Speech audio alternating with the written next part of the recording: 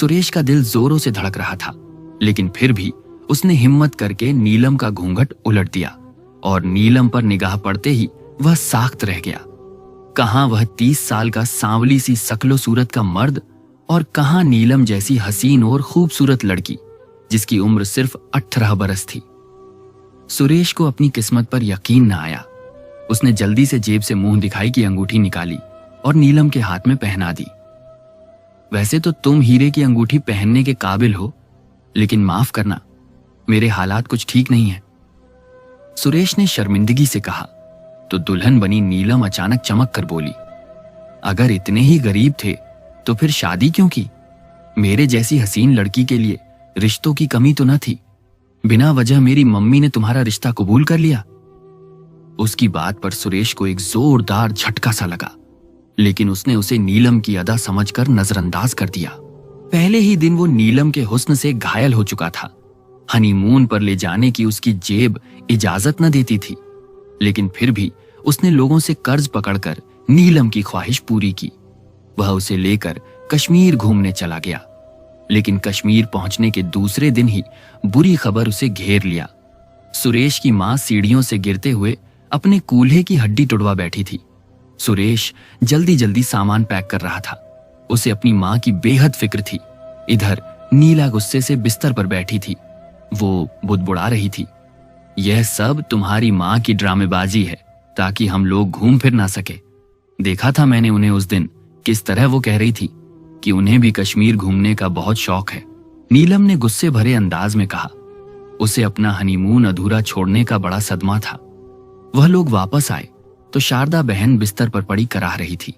किसी पड़ोस वाले ने उनकी चीखें सुनकर उन्हें उठाया था और सुरेश को फोन पर खबर दी थी। सुरेश के सिवा उनका और तो कोई था ही नहीं, न कोई और औलाद थी और न ही पति जिंदा था। बस सुरेश ही अपनी मां का सहारा था। टूटी हड्डी के साथ वह यूं ही बिस्तर पर पड़ी बेटे और बहू के इंतजार में थी। सुरेश को देखते ही वह फूट फूट कर रो पड़ी थी। मां, आप फिक्र ना करें, मैं आपको अभी अस्पताल ले जाता हूं, सुरेश ने कहा। लेकिन तभी नीलम ने अपना बैग जोर से जमीन पर पटका। पहले कुछ खाने को तो ला दें, बहुत भूख लग रही है। इतनी दूर का रास्ता तय करके आई हूं और आप आते ही चले जाएंगे। नीलम की बात पर शारदा बहन तो हक्का बक्का ही रह गई। सुरेश को भी शर्मिंदगी सी हुई, लेकिन वह नीलम से बहुत दबता था। खामोशी से उठकर पहले खाना लेने चला गया। शारदा बहन दर्द में कराह रही थी। वो फिर से सुरेश के लौटने का इंतजार करने लग गई। सुरेश वापस आया तो नीलम खाना लेकर ऊपर चली गई। सुरेश खुद ही बूढ़ी मां को घसीटता हुआ बाहर एक रिक्शा में बैठाकर अस्पताल ले आया। कूल्हे की हड्डी बुरी तरह से चकनाचूर हो गई थी। कुछ वह कमजोर ज्यादा थी और कुछ बुढ़ापा कि डॉक्टर ने प्लास्टर तो लगा दिया, लेकिन ठीक होने के लिए एक लंबा टाइम बता दिया था। शारदा बहन प्लास्टर, लगी टांग और कूल्हे के साथ घर वापस आई तो बाथरूम जाने के भी काबिल ना थी। सुरेश अगले दिन दफ्तर चला गया। शाम 5 बजे वह वापस आया तो बेताबी से उसने नीलम को देखने के लिए नजर दौड़ाई, मगर वह कहीं नहीं थी। वह फौरन अपनी मां के कमरे में चला आया। मां, अब कैसी है आप? सुरेश ने आगे बढ़कर मां को गले लगाना चाहा, लेकिन शारदा बहन ने घबराकर हाथ के इशारे से उसे वहीं रोक दिया। वहीं रुक जाओ सुरेश बेटा, मेरे कपड़े खराब हो चुके हैं और बदबू भी आ रही है। सुरेश की आवाज में शर्मिंदगी थी और आंखों में आंसू थे। सुरेश साख्त रह गया। उसे याद आया कि मां तो खुद बाथरूम जा नहीं सकती थी। यकीनन जितना समय उसकी टांग पर प्लास्टर बंधा रहता, चारपाई पर ही इसकी गंदगी साफ करनी थी। वह घबरा कर पलटा और अपने कमरे में चला आया, जहां नीलम आईने के सामने खड़ी मेकअप कर रही थी। सुरेश को देखते ही वह मुस्कुरा कर पलटी। नीलम, मुझे तुम्हें बताना याद ही नहीं रहा। डॉक्टर ने कहा है कि मां बाथरूम खुद नहीं जा सकती, तुम्हें ही उनकी देखभाल करनी पड़ेगी। सुरेश ने कहा तो नीलम का मुस्कुराता चेहरा तीखा पड़ गया। क्यों? यह किस किताब में लिखा है कि सास की सेवा बहू ये करेगी? मेरी तो ऐसी कोई जिम्मेदारी नहीं है, और वैसे भी वह इतनी भारी है। ना तो मैं उनका ख्याल कर सकती हूँ और ना ही उनकी गंदगी साफ कर सकती हूँ। मुझे बदबू से बहुत एलर्जी होती है, नीलम ने एक अदा से कहा तो सुरेश शदीद परेशान हो गया। लेकिन नीलम, अगर तुम उनकी सेवा नहीं करोगी तो फिर इनकी गंदगी कौन साफ करेगा? मेरे पास इतनी गुंजाइश नहीं है कि मैं कोई नौकरानी रख सकूं। सुरेश ने कहा। तो नीलम ने अपने कंधे उसका दिए। मैंने तो तुम्हें कहा था, इतनी गुर्बत थी तो शादी क्यों की? मेरे भी सारे ख्वाब अधूरे रह गए। तुम्हारे जैसे सांवली शकल और सूरत और बड़ी उम्र के आदमी से शादी करके अब तुम मुझे अपनी मां की नौकरानी बनाना चाहते हो। ऐसा कभी नहीं हो सकता। नीलम चिल्ला पड़ी तो सुरेश एकदम सहम सा गया। नीलम का मूड खराब हो यह उससे बिल्कुल बर्दाश्त नहीं होता था। वह बेबसी से उल्टे कदमों चलता हुआ नीचे मां के कमरे में आ गया, जो अपनी हालत की वजह से शदीद तंग हो रही थी। उन्होंने सुरेश से नीलम का पूछा, लेकिन सुरेश ने शर्मिंदगी से सर हिला दिया। वो नहीं आ सकती मां, उसकी तबीयत खराब है। वो मां को इस हाल में छोड़ भी नहीं सकता था और नीलम को भी मजदूर नहीं करता था। मजबूरन उसने आगे बढ़कर आंखें नीची की और अपनी मां के कपड़े बदलने लगा। शारदा बहन शर्म से पानी पानी हो रही थी, लेकिन खुद सुबह से गंदगी में लिथड़ी तंग पड़ चुकी थी। वो तो बस यह चाहती थी कि कोई उन्हें साफ कर दे। जवान बेटे ने जब उनके कपड़े बदलवाने शुरू किए और उनकी गंदगी साफ करनी शुरू की तो शारदा बहन फूट फूट कर रोने लगी। खुद सुरेश की हालत भी गैर हो रही थी, लेकिन नीलम को इन बातों से कोई फर्क नहीं पड़ रहा था। वह मजे से बाहर गुनगुनाते हुए अपने लिए चाय बना रही थी। एहसान धरते हुए उसने सुरेश के लिए भी चाय बना दी। सुरेश मां के कपड़े बदल करके कमरे में आया तो नीलम ने चाय की प्याली उसके सामने रखी। वह उसी में ही खुश हो गया। नीलम की मामूली सी तवज्जो पर वह खुद को हवाओं में उड़ता हुआ महसूस करने लगा था। वो यह भूल ही गया कि उसने नीलम से अपनी मां के ख्याल रखने की बात करनी थी। नीलम तो बीमार शारदा बहन की तरफ देखना भी गवारा नहीं करती थी। वह कमरे में तड़पती रहती, रोती रहती, नीलम को आवाजें देती रहती, लेकिन वह मजे से घर में घूमती फिरती रहती। सुरेश से जिद करके उसने कामकाज के लिए एक नौकरानी भी रखवा ली थी, लेकिन उस नौकरानी को भी शारदा बहन की तरफ जाने ना देती। सुरेश काम से वापस आता तो कमरे से शारदा बहन के रोने और कराहने की आवाज आ रही होती। वह दिल पर पत्थर रखकर कमरे में दाखिल होता और आंखें बंद करके मां के कपड़े बदलवाने लगता, लेकिन दिन भर भूखा रहने की वजह से वह अक्सर जो भी चीज हाथ लगती वो खा लिया करती थी, या नीलम एहसान करते हुए घर में जो कुछ पका होता उनके सामने रख देती। वह खाने से उनका पेट अक्सर खराब रहने लगा। सुरेश आता तब तक उनके कपड़े यहां तक के बिस्तर भी गंदगी में लथड़ा हुआ मिलता। वह खामोशी से सब कुछ साफ करता और मां को नए कपड़े पहनाकर उनके सारे गंदे कपड़े और बिस्तर धो देता। कमरे में जाता तो नीलम कोई ना कोई फरमाइश उसके सामने रख देती, लेकिन सुरेश उसे कुछ ना कहता। यूं ही दिन गुजरते जा रहे थे। शारदा बहन चारपाई पर पड़ी दिन ब दिन घुलती जा रही थी। उन्हें तो यही शर्म खाए जा रही थी कि किस तरह उनका जवान बेटा उन्हें ऐसी हालत में देख लेता है जिसमें वह खुद भी अपने आप को देखना ना चाहे। वह दिन ब दिन गुमसुम और खामोश रहने लगी। सुरेश के काम पर जाने के बाद वह जितनी मर्जी नीलम को आवाजें दे लेती, लेकिन नीलम ने कभी कमरे में झांक कर तक ना देखा था।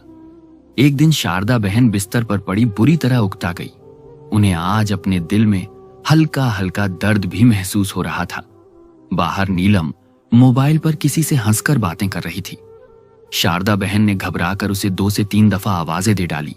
नीलम जो फोन पर बिजी थी, शारदा बहन की आवाजों से बुरी तरह झुंझला गई। उसने फोन काटकर वहीं पटका और गुस्से में दनदनाती हुई अंदर कमरे में चली गई। क्या मुसीबत है बुढ़िया, क्यों चिल्ला रही है? बदबू से कमरा भर रखा है और चाहती है कि मैं यहां आकर तेरी सेवा करूं? ठेका नहीं ले रखा मैंने तेरी गंदगी साफ करने का। अपने काले बेटे से कहो वही आकर तेरे काम किया करें। मेरे हाथ खराब होते हैं तुझे छूने से। नीलम की बात में इतना जहर था कि शारदा बहन दंग रह गई। नीलम तो कहकर चली गई, मगर वह वहीं चारपाई पर लेटी आंसू बहाती रह गई। सुरेश शाम के वक्त घर में आया तो गैर मामूली खामोशी थी। आज शारदा बहन के कराहने की आवाज थी और ना ही नीलम की। वह नीलम के लिए गोलगप्पे लाया था, क्योंकि उसने फरमाइश की थी, इसलिए पहले नीलम के कमरे में चला आया। वह मजे से कानों में हैंड फ्री लगाए गाने सुन रही थी। सुरेश ने गोलगप्पे उसके सामने रखे तो बगैर शुक्रिया कहे धड़ाधड़ खाने लगी। सुरेश उल्टे कदम वापस पलट आया। वह मां को देखने जा रहा था। जैसे ही मां के कमरे में दाखिल हुआ, उसके लब्बों से एक चीख निकल गई। चारपाई पर शारदा बहन इस हाल में लेटी थी कि उनकी आंखें खुली हुई थीं और जिस्म आधा चारपाई के ऊपर था और आधा नीचे। सुरेश लपक कर आगे आया, मगर उसे देर हो चुकी थी। शारदा बहन न जाने किस वक्त ऊपर वाले को प्यारी हो चुकी थी। सुरेश फूट फूट कर रोने लगा। उसके चीखने और रोने की आवाज सुनकर नीलम नीचे उतर आई, लेकिन सास को मरा हुआ देखने के बावजूद भी उसके चेहरे पर कोई शर्मिंदगी न फैली। सुरेश ने मुनादी करवा दी और फिर आकर नीलम से बोला, मोहल्ले की औरतें आने वाली हैं। मेरी मां मर चुकी है, अब मैं उनके कपड़े नहीं बदल सकता। कम से कम अब तो उन्हें साफ सुथरा करके चारपाई पर डाल दो। सुरेश ने कहा तो नीलम ने बेचारगी से सर झटका। मुझे तो लाशों को देखकर ही खौफ आता है। वैसे भी मैंने कभी मुर्दे को हाथ नहीं लगाया। अगर तुम कहते हो तो मैं पड़ोस वाली को बुला लाती हूं, वो इनके कपड़े बदल देगी। नीलम की बात पर सुरेश दुख से उसे देखकर रह गया। फिर वह खुद ही पलटा और पड़ोसन के घर चला गया। थोड़ी देर के बाद पड़ोस वाली औरत ने आकर शारदा बहन को साफ सुथरा किया और उन्हें चारपाई पर लेटा दिया। मोहल्ले की दूसरी औरतें आकर उन्हें देख रही थीं। सभी अफसोस कर रहे थे, मगर नीलम को कोई फर्क नहीं पड़ता था। सास की लाश अभी आंगन में ही पड़ी थी कि वह ऊपर से अपना बैग लिए नीचे उतर आई। मेरी मां की तबीयत खराब है, मुझे अपने मायके जाना है, उसने सुरेश से कहा। सुरेश ने उसे रोकना चाहा, लेकिन वह खामोशी से रिक्शा में बैठकर चली गई। उसे पता था घर में मेहमान जमा है, कहीं कामकाज न करना पड़ जाए। सुरेश ने मोहल्ले वालों की मदद से ही मां का अंतिम संस्कार किया। मेहमान आते रहे और खुद ही विदा होते रहे। शारदा बहन के स्वर्गवास को 1.5 हफ्ता गुजरा तो सुरेश जाकर नीलम को ले आया। उसके चेहरे से कहीं नहीं लगता था कि उसे शारदा बहन की मौत से कोई फर्क पड़ा है। सुरेश की सारी तनख्वाह वह अपने मेकअप और खाने पीने में उड़ा देती और घर का खर्च पूरा करने के लिए सुरेश को हर महीने कर्ज लेना पड़ता। वह बड़ा परेशान था, मगर नीलम को कुछ कहने की उसमें हिम्मत न थी। दिन गुजरते रहे। शारदा बहन की याद एक धुंधली सी तस्वीर बन गई। सुरेश ने ओवरटाइम लगाना शुरू कर दिया। जैसे तैसे करके वह घर के खर्च पूरे करता रहा। कुछ समय में उसके हालात बेहतर हो गए। जल्दी नीलम ने उसे खुशखबरी सुनाई कि वह मां बनने वाली है। सुरेश की खुशी की इंतहा ना रही। नीलम पहले ही घर के कोई कामकाज न करती थी, अब तो बिल्कुल ही बिस्तर पर पड़ी रहती। सुरेश ने उसे हथेली का छाला बनाकर रख लिया। घर के कामकाज में नौकरानी लगी रहती। नीलम बस सारा दिन मोबाइल इस्तेमाल करती। आखिरकार उसने एक खूबसूरत से बेटे को जन्म दिया। लेकिन बेटे की पैदाइश के बाद ही सुरेश को यह दर्दनाक खबर मिली कि नीलम ने डॉक्टर से कहकर अपना ऑपरेशन करवा दिया है। तुमने यह सब कुछ क्यों किया? सिर्फ एक बच्चा तो पूरी फैमिली नहीं होता। मुझे तो ज्यादा बच्चे अच्छे लगते हैं, सुरेश ने बेबसी भरे लहजे में कहा। तो नीलम गुस्से से चमक कर बोली, मैंने ठेका ले रखा है क्या? तुम्हारे लिए बच्चे ही पैदा करती रहूं? उम्र देख अपनी, ना तुम्हारी कोई शक्लो सूरत अच्छी है और ना ही तुम्हारे पास मेरे खर्चे पूरे करने के लिए पैसे होते हैं। ज्यादा बच्चे पैदा करके तुमने क्या करना है? और वैसे भी मेरा फिगर खराब हो जाएगा। एक बच्चा ही बहुत है, नीलम ने गुरूर से आईने के सामने खड़े होते हुए कहा। बच्चा तो उसने पैदा कर लिया था, लेकिन वह उसकी तरफ देखना भी गवारा न करती। वह रोता तो नीलम को सदीद गुस्सा आ जाता। वह दूध मांगता तो नीलम पाउडर वाले दूध का डब्बा सुरेश के सामने पटक कर कहती, इसे दूध पिलाकर चुप करवाओ। मनहूस ने रो रो कर मेरे सर में दर्द कर रखा है। नीलम के अंदाज में ममता वाली कोई मोहब्बत न थी, उसे सिर्फ अपने आप से मोहब्बत थी। सुरेश रातों को जाग जाग कर अपने बेटे को पालता। दिन गुजरते रहे, बच्चा बड़ा होता गया। नीलम ने अपने तौर तरीके ना बदले। अब तो सुरेश ने भी जैसे समझौता कर लिया था। उसका बेटा रोहन माँ और बाप दोनों से ही बहुत प्यार करता था। दिन महीनों में बदले और महीने सालों में, यहां तक कि सुरेश और नीलम का बेटा रोहन 25 साल का खूबसूरत नौजवान बन गया। जद्दोजहद से लड़ता लड़ता सुरेश वक्त से पहले ही बूढ़ा दिखने लगा था। रोहन की शादी का वक्त आया तो नीलम ने बड़े आराम से अपनी दोस्त की बेटी लाने की फरमाइश कर दी। सुरेश ने कहा, लेकिन रोहन से भी तो पूछना चाहिए ना, उसकी भी तो कोई पसंद होगी। वह मुझे कह रहा था कि उसे पुजारी की बेटी नैना पसंद है। सुरेश ने कहा तो नीलम अचानक बिदक उठी। कोई जरूरत नहीं है उस पुजारी की बेटी को घर लाने की। ना उठने बैठने की तमीज है, ना बात करने की अक्ल। रोहन की मां मैं हूं, मैं ही फैसला करूंगी कि कौन मेरी बहू बनेगी, नीलम ने गुस्से से कहा। और अगले दिन ही जाकर अपनी दोस्त की बेटी से रोहन की बात पक्की करके आ गई। रोहन खामोश रह गया। मां के गुस्से से वाकिफ था, इसलिए उसने उसकी पसंद के आगे सर झुका दिया। महीने के बाद अंजलि दुल्हन बनकर रोहन की जिंदगी में आ गई। अंजलि नेक और अच्छी लड़की थी। रोहन उसे पाकर खुश था, लेकिन शादी के दूसरे ही दिन सुबह वह सो ही रहे थे जब बाहर लोक में चाबी लगने की आवाज आई। नीलम ने अपने पास मौजूद रोहन के कमरे की चाबी से दरवाजा खोला और दहाड़ते हुए अंदर दाखिल हुई। क्या बेशर्मों की तरह दिन चढ़ने तक सो रही हो? कोई शर्म एहसास है तुम्हारे अंदर कि सास अपने कमरे में भूखी प्यासी पड़ी है? उठकर उसके लिए कोई नाश्ता ही बना दो। आखिर मैं तुम्हें ब्याह कर किस लिए लाई हूं? नीलम चिल्लाकर बोली तो अंजलि हैरत से उसे देखने लगी। अभी तो सिर्फ 6 बजे हैं माँ जी आप दरवाजा बजाकर अंदर आती। इस तरह बगैर इजाजत किसी के कमरे में आना बुरी बात है, अंजलि ने दबे दबे शब्दों में कहा। तो नीलम फट पड़ी। जुबान चलाती है मेरे आगे? तू मेरी दोस्त की बेटी है, इसका मतलब ये नहीं कि मेरे सर पर चढ़कर नाचेगी। छोड़ दे इसको रोहन, इसको अभी और इसी वक्त घर से निकाल दे, इसने मेरी बेइज्जती की है। नीलम इस तरह चिल्लाई कि सोया हुआ रोहन भी उठकर बैठ गया। अंजलि हक्का बक्का अपनी सांस को देख रही थी जिसने आसमान सर पर उठा लिया था। सुरेश भी रोहन के कमरे में आ पहुंचा। क्या बात है, क्या शोर मचाया हुआ है? सुरेश ने पूछा तो नीलम फूट फूट कर रोने लगी। अंजलि ने मेरी बेइज्जती की है। इसने कहा है कि यह मेरी सेवा नहीं करेगी, बल्कि मुझे नाश्ता बनाकर देने की बजाय ये यहां सोई हुई है। नीलम चिल्ला चिल्ला कर अंजलि पर इल्जाम लगा रही थी। वह आंखें फाड़े नेहा को देख रही थी। रोहन खुद बौखलाया हुआ था। रोहन, तू मुझे जिंदा देखना चाहता है तो अभी और इसी वक्त अपनी पत्नी को तलाक दे और घर से निकाल से इसको, वरना मैं जहर खा लूंगी। नीलम तो जैसे जिद पर अड़ गई थी। रोहन ऐसा बौखलाया कि उसने उसी दिन अंजलि से तलाक ले ली। अंजलि भी ऐसी सास से बचकर पूरी जिंदगी को मद्देनजर रखते हुए खुशी खुशी अपने बाबा के घर वापस चली गई।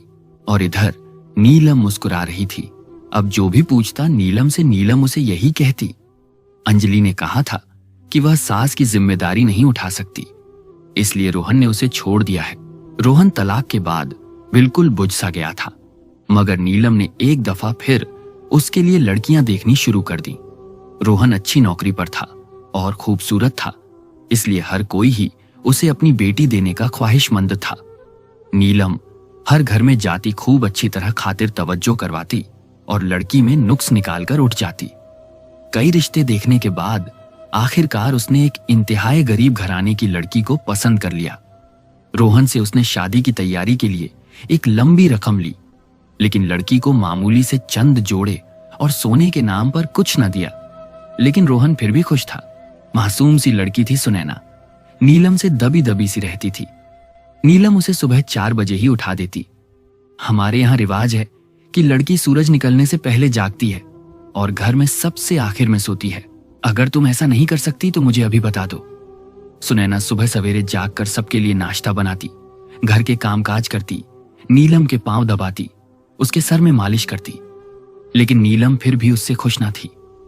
जब भी वो खाना बनाकर उन सबके सामने रखती थी तो नीलम उसमें कीड़े निकालती रहती। ये क्या पका डाला है? हमारे घर में ऐसा खाना नहीं बनता। तुम गरीबों को तो खाना खाने की भी तमीज नहीं होती। नीलम गुस्से से रहती और उसका बनाया हुआ खाना उल्टा देती। सुनैना बेचारी उठकर उसके लिए दोबारा खाना बनाने लग जाती। सुरेश में तो नीलम को कुछ कहने की हिम्मत न थी, लेकिन रोहन को यह सब बहुत बुरा लगता था। वह अपनी पत्नी की इतनी बेइज्जती बर्दाश्त नहीं कर सकता था। एक दिन सुनैना बाथरूम में थी जब नेहा ने जोर से उसे आवाज दी, मेरे लिए पानी लेकर आओ, मुझे प्यास लग रही है।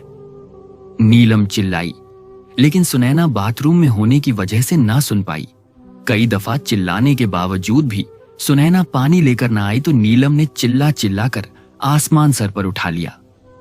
मैं भूखी प्यासी तड़प रही हूं और ये लड़की मुझे जवाब देना तक गवारा नहीं करती। उसने इस बात का इतना हंगामा मचाया कि दफ्तर में काम करते रोहन को घर आना पड़ा सुरेश भी घर आ गया। नेहा चिल्ला चिल्ला कर सुनैना के ऊपर इल्जाम लगा रही थी, जबकि वह हक्का बक्का यह सब सुन रही थी। इस दफा भी नीलम ने रोहन को इतना मजबूर किया कि उसने अपनी पत्नी को तलाक दे दी। नीलम संतुष्ट थी। उसने एक दफा फिर रोहन के लिए रिश्ता देखना शुरू किया, लेकिन अब रोहन का दिल मुर्दा हो चुका था। अब की बार नीलम ने उसकी शादी की तो उसने पक्का फैसला कर लिया कि अब मां को अपने मामलात में नहीं बोलने देगा। शादी की दूसरी सुबह नीलम ने उसके कमरे में जाकर शोर मचाया तो रोहन गुस्से से बोला, मां क्या है, बेशर्मों की तरह बेटा और बहू के कमरे में आ जाती हो। दस्तक देकर आया करो, और कोई जरूरत नहीं इतनी सुबह मेरी पत्नी को जगाने की। जब हम उठेंगे तो नाश्ता भी कर लेंगे, निकल जाओ यहां से। रोहन ने गुस्से से कहा तो नीलम हक्का बक्का होकर नीचे उतर आई। उसे समझ आ गई थी कि अब रोहन अपनी पत्नी को तलाक नहीं देगा, लेकिन उसको ये नहीं पता था कि उसका बुरा वक्त अब शुरू हो चुका है। चंद दिन गुजरे, उसकी तबीयत लगातार खराब रहने लगी। उसने कई दफा रोहन से कहा, लेकिन उसने सुनी अनसुनी कर दी। वह मां से उकता चुका था। सुरेश ही आखिरकार नीलम को अस्पताल लेकर गया और वहां जाते हुए पता लगा कि नीलम को कैंसर है, जो अपनी आखिरी स्टेज पर पहुंच चुका है। नीलम को बीमारी ने ऐसा घेरा कि वह बेबसी का चलता फिरता नमूना थी। वो बिस्तर की होकर रह गई। सुरेश खुद बूढ़ा हो चुका था। उसकी देखभाल करने की कोशिश तो करता, लेकिन फिर भी नाकाम हो जाता। रोहन दफ्तर से वापस आता तो घड़ी दो घड़ी मां के पास रुककर हालचाल पूछ लेता, लेकिन उसके बाद पत्नी की मोहब्बत भरी पुकार पर फौरन अपने कमरे की तरफ चल देता। दवाओं का खर्चा इस कदर ज्यादा था कि सुरेश को एक दफा फिर कामकाज के लिए घर से निकलना पड़ा। हालांकि वह बूढ़ा हो चुका था, लेकिन फिर भी वह नीलम के इलाज से हाथ उठाना नहीं चाहता था। मगर नीलम की बीमारी थी कि दिन ब दिन बढ़ती ही जा रही थी। वह बिस्तर से उठने और हिलने झूलने के भी लायक ना रही। सुरेश ही उसकी देखभाल करता, लेकिन अब वह सुबह सवेरे काम पर चला जाता तो नीलम पूरा दिन तड़पती, बहू को आवाज देती रहती, लेकिन वह कमरे में झांक कर भी न देखती। एक दिन नीलम अपने बिस्तर पर लेटी थी कि उसे बाथरूम जाने की जरूरत महसूस हुई। लाख चाहने पर भी वह खुद को बिस्तर से न हिला पाई। उसकी कमजोरी हद से ज्यादा बढ़ चुकी थी। बाहर आंगन में उसकी बहू के घूमने फिरने और चहकने की आवाज आ रही थी। नीलम ने उसे आवाज दी, बहू जरा मुझे सहारा देकर बाथरूम तक ले जाओ। लेकिन बहू ने उसकी बात पर कोई तवज्जो न दी। नीलम ने एक दफा फिर उसे आवाज दी तो बहू गुस्से से कमरे में दाखिल हुई। क्या मुसीबत है माँ जी, क्यों शोर मचा रही हो? मुझे पता है यह भी तुम्हारा कोई ड्रामा होगा। किसी बहाने से मुझे बुरा साबित करोगी और फिर रोहन को कहोगी कि मुझे तलाक दे दो, जैसे पहले दोनों पत्नियों को छुड़वाया था। इसलिए मैं तो तुम्हारे नजदीक भी नहीं आऊंगी। वैसे भी तुम्हारे करीब आकर मुझे बू आती है। बहू ने झुंझलाहट से जवाब दिया तो नीलम साख्त रह गई। बरसों पुराने की मंजर इसकी आंखों के सामने चल पड़े। बहू तो चली गई, लेकिन नीलम फूट फूट कर रोई। उस शाम जब सुरेश वापस आया तो नीलम गंदगी में ही अपने बिस्तर पर पड़ी थी। सुरेश ने खामोशी से आगे बढ़कर उसके कपड़े बदले, लेकिन नीलम अंदर से टूट चुकी थी। यूं ही बिस्तर पर पड़े पड़े उसके जिस्म पर बड़े बड़े जख्म बनने लगे। इलाज तो चल रहा था, लेकिन इलाज के बावजूद नीलम जे उन जख्मों में कीड़े पड़ गए। बेटे और बहू ने नीलम का जब यह हाल देखा तो उसके कमरे में दाखिल होना भी छोड़ दिया। बहू तो अगर घड़ी दो घड़ी उसके कमरे में आती भी थी, तब भी नाक पर दुपट्टा रखकर वह चाय पानी या खाना पीने की कोई चीज साइड टेबल पर रखती और उल्टे कदमों कमरे से बाहर निकल जाती। नीलम उसे पुकारती रहती, लेकिन वह नीलम के करीब भी ना आती थी। नीलम को अपनी वह दो बहुएं याद आती जो नेक और शरीफ थीं, लेकिन उसने अपने तकब्बुर में उन्हें घर से निकलवा दिया। एक दिन नीलम की बहू अपने कमरे में आराम कर रही थी कि अचानक उसे अजीब सी आवाज सुनाई दी। यह आवाज नीलम के कमरे से आ रही थी। सुरेश और रोहन दोनों ही घर पर न थे। ना चाहते हुए भी बहू उठी और धीरे धीरे चलती नीलम के कमरे के सामने आई। अंदर से नीलम के फूट फूट कर रोने की आवाज आ रही थी। यूं लग रहा था कि वह किसी से बातें कर रही है। कमरे में तो कोई न था। बहू हक्का बक्का रह गई। उसने हिम्मत करके दरवाजा खोला तो सामने का मंजर देखकर दंग रह गई और उसी लम्हे सुरेश और रोहन भी घर के अंदर दाखिल हुए। उन्होंने भी जो नीलम के कमरे का मंजर देखा तो उनके कदमों तले से जमीन निकल गई, क्योंकि नीलम जख्मी वजूद के साथ अपने दोनों हाथ जोड़ छत की तरफ देख रही थी और चिल्ला चिल्ला कर कह रही थी, माँ जी मुझे माफ कर दें, जो सुलूक मैंने आपके साथ किया आज वही सब कुछ मेरे साथ हो रहा है।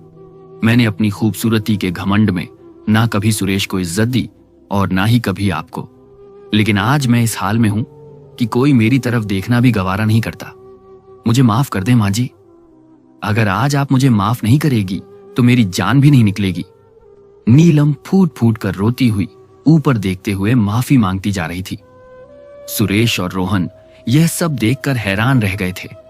सबको अंदाजा हो रहा था कि नीलम की दिमागी हालत खराब हो चुकी है, बड़ी बीमारी ने उसे शायद पागल कर दिया है।